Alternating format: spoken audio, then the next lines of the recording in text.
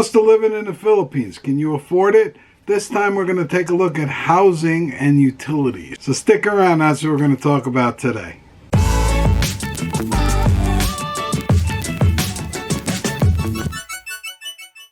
Before we get started with today's video, just want to ask you to do two things. Give the video a like and subscribe if you haven't already. We thank you for considering doing both. So let's get on with the video. Alright, YouTube friends, welcome back once again. Another video, another day.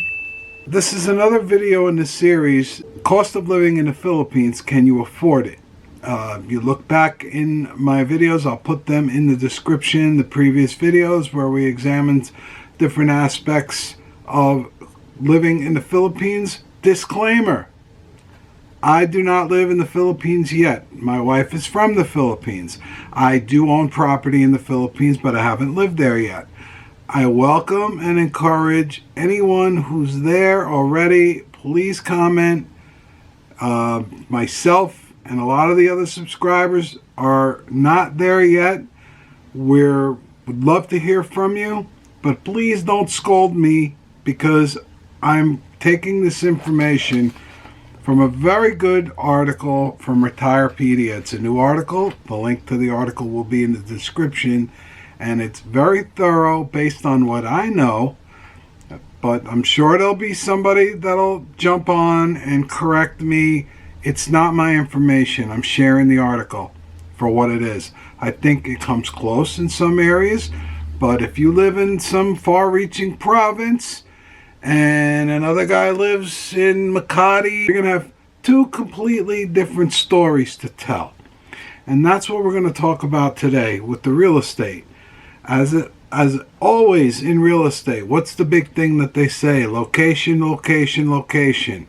Same deal in the Philippines. You want to live in the city, you like the big city, it's going to cost you more. That's short and sweet. You want to live in the province a little bit away, it's going to be cheaper. Both, we can sit here and go back and forth about the pros and cons of living in both. The hospital, the healthcare is better in the city, but it's crowded. Listen, it depends what you're into. It depends what you want. There's a happy medium. I found the happy medium where I plan to live. It's close enough to a city, but yet far enough away. If I get sick, I can get to a decent hospital pretty quickly.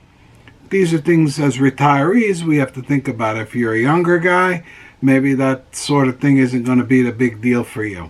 So some of the examples that this Retirepedia article gives, it's two categories. Located in major Philippines city, located outside major Philippines city. So let's look at the cost of apartments in the city area as per Retirepedia, not as per Mike from USA to Philippines Life channel. I'm sharing the info from the article with you, okay?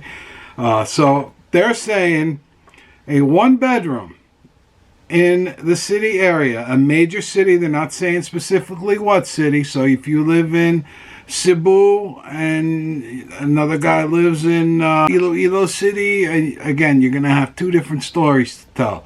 So I guess this is just an average. So take it for what it is. It ain't coming from me. I'm sharing the article. One bedroom, 16,500 pesos, about $341 US. A three bedroom, 33,000 pesos, or about 670 US dollars. Now we'll look at the outside the city, more in a province area, not deep in the province. They're saying outside the city. So I guess that would be equal to a suburb, we would think of it in the U.S. You know, like me, I live in a suburb of New York City. I don't live in New York City. I live in the New York metropolitan area, but it's a little less, no, I don't know about anymore. It's pretty crazy around here, but it's less crazy than if I lived in Manhattan, let's put it that way. So a one bedroom outside the city, 9,400 pesos. Now that's a little different from the city, which is 16,500 pesos. And again, one bedroom, 9,400 pesos, 190 US dollars. You can see location, location, location comes into play.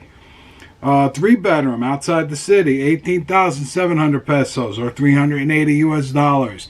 Again, you can see location, location, location. That's what it's all about. So what if an apartment doesn't work for you and you're considering a house? So the same rules apply.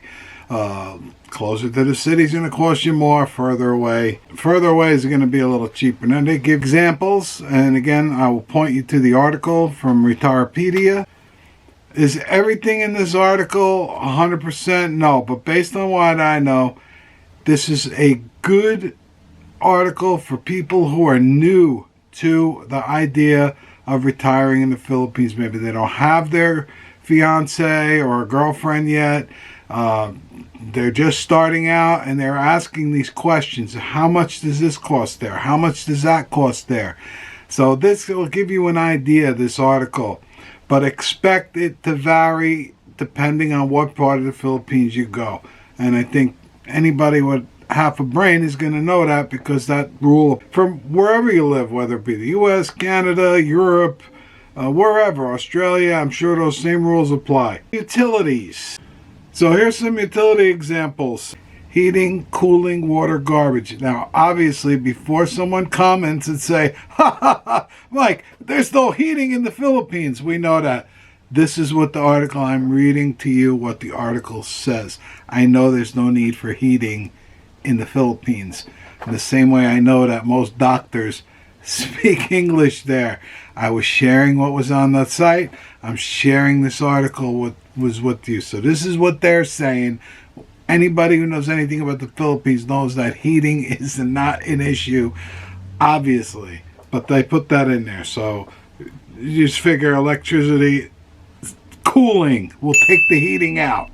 All right? To make the guys feel better. You feel better now? We took heating out.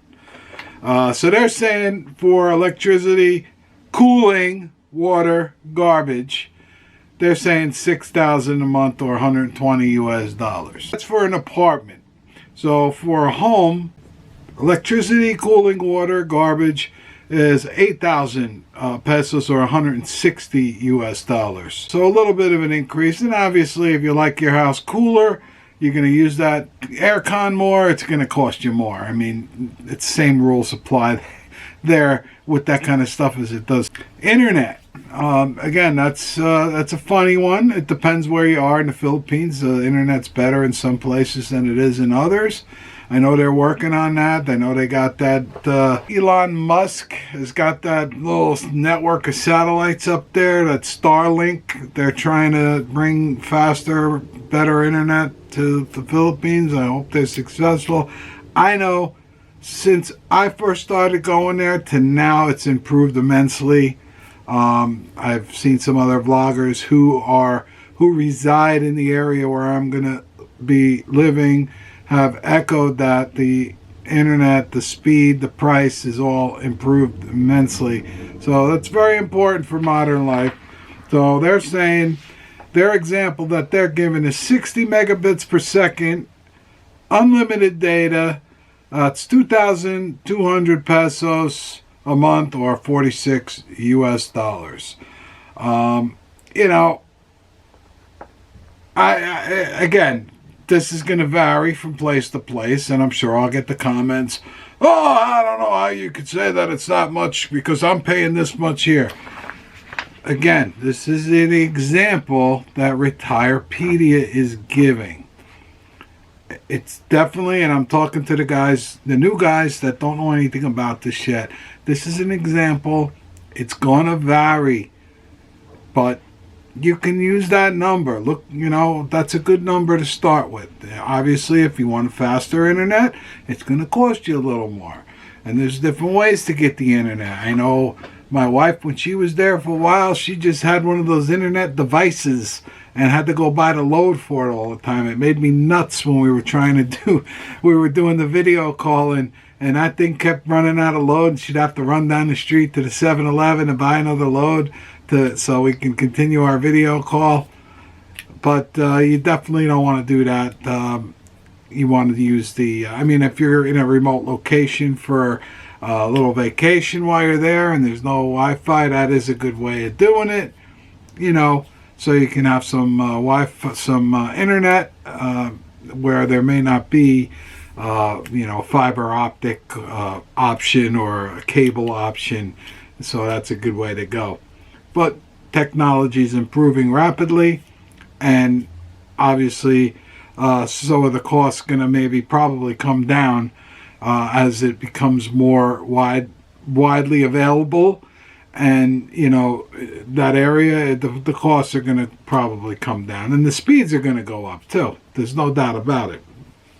So that's two important keys to your retirement in the Philippines is housing and utilities. So that's the portion of that from the Retirepedia article. There's a little more in there. They talk about real estate, buying houses and buying condos. You know, for those of you who don't know, foreigners cannot own property in the Philippines. We can own structures. You can lease long term. A lot of people choose that option. They'll lease a piece of land for 25 or 50 years and then they'll build a house on it. Condos are a good bet. A lot of Westerners, retirees do the condo thing. They rent them, they buy them. So that's a good bet. You don't have a significant other yet and you just want to go there and set up a little base for yourself. You know, that's a good bet to do that. My wife and I already own property there. We're going with the house thing. That's what we chose to do. My thinking of this is, hey, when I'm gone, there'll be something for the kids and my wife. That'll be my little legacy that I leave behind for them. So with that, I'm going to wrap this one up. It's another video on our series, Cost of Living in the Philippines, Can You Afford It? I will put the links to the other videos in the series. They did pretty well. A lot of people seem to be watching them, so I wanted to do another one. I do have other videos planned. There's a couple more aspects of this article. This article is that extensive. When I stumbled upon this, I was reading it for a long time.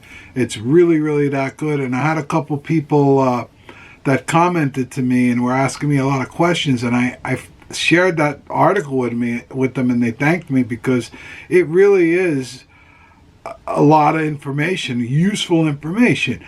For a guy who's living there already, you're going to look at it and you're going to rip it apart and you're going to say, oh, this is wrong, that's wrong. And that's fine because we're all going to learn. It's all a little different from wherever you live in the Philippines. The guy that's living in Makati and the guy that's living in Jensen, two tales, two budgets, different costs of living. It's just the way it is. So nobody's right or nobody's wrong, but we have a ballpark. This is a good source of information. I'm really impressed with this article, and that's why I decided to dice it up and do these videos about it. So again, that link will be in the video for you to refer back to. If you like the video, please give it a like. Please subscribe if you haven't. If you've already subscribed, greatly appreciate it. And as we always like to say, wherever you are in the world, stay well, stay safe, stay blessed, and we're going to see you real soon with another video. Thank you so much for watching. Take care.